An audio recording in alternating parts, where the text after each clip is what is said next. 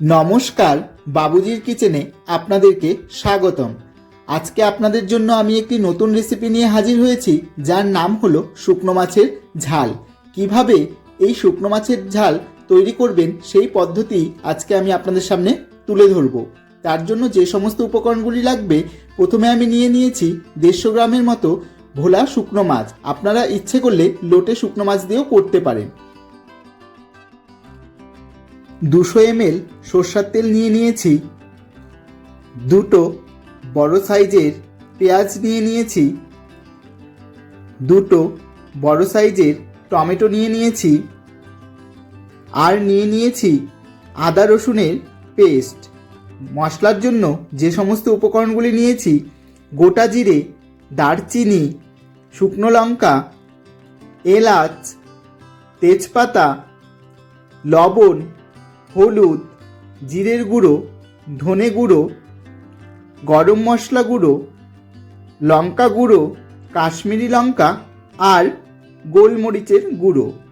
এরপর শুকনো মাছগুলোকে পিস পিস করে কেটে রেখেছি। এরপর কড়াইয়ে জল দিয়ে দেব পরিমাণ মতো এবং তারপর শুকনো মাছের পিসগুলোকে জলের মধ্যে ছেড়ে দেব এক এক করে। ভালো করে সেদ্ধ হওয়ার জন্য আমি ওপর থেকে ঢাকনা দিয়ে ঢেকে দেব 10 মিনিটের মতো। ততক্ষণ সিদ্ধ হতে হতে আমি এদিকে পেঁয়াজের গ্রাইন্ড করে নেব।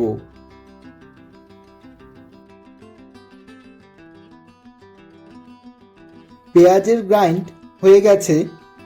এখন আমি ঢাকনাটা তুলে দেখব শুকনো মাছগুলো ঠিকঠাক সেদ্ধ হয়েছে কিনা। সেদ্ধ হয়ে গেলে শুকনো মাছগুলো থেকে কাটা ছাড়িয়ে নিতে হবে। এরপর আমি কড়াই গরম হয়ে গেলে তেল দিয়ে দিলাম। এরপর শুকনো মাছগুলোকে তেলের মধ্যে ছেড়ে ভালো করে ভেজে নিতে হবে। যতক্ষণ না লালচে ভাব হয় ততক্ষণ কিন্তু ভালো করে ভাজতে হবে।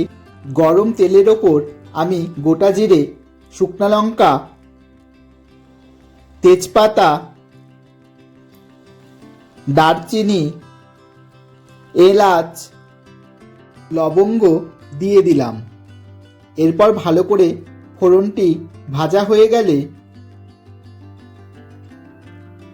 টমেটোর পিসগুলো দিয়ে দেব এবং কিছুক্ষণের জন্য ঢেকে রাখব। একটু নাড়াচাড়া করে দেব যাতে চারিপাশটা ভালো করে ভাজা হয়। এরপর আমি পেঁয়াজের গ্রেভিটা দিয়ে দিলাম, গ্রাইন্ড করা পেঁয়াজটা।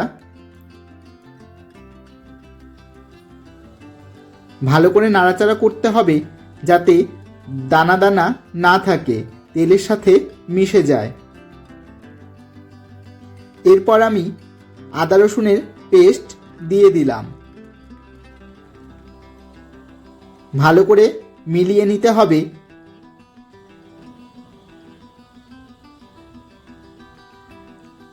এরপর এক এক করে আমি লবণ দিয়ে দিলাম প্রথমে, তারপর দিলাম হলুদ গুঁড়ো, এরপর দিলাম জিরের গুঁড়ো, ধনে গুঁড়ো,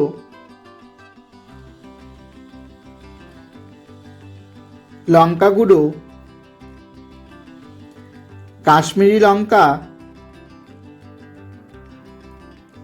গরম মশলার গুঁড়ো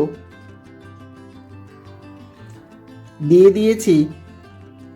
সমস্ত ভালো করে এবার নাড়াচাড়া করতে হবে মিনিট 5 মতো।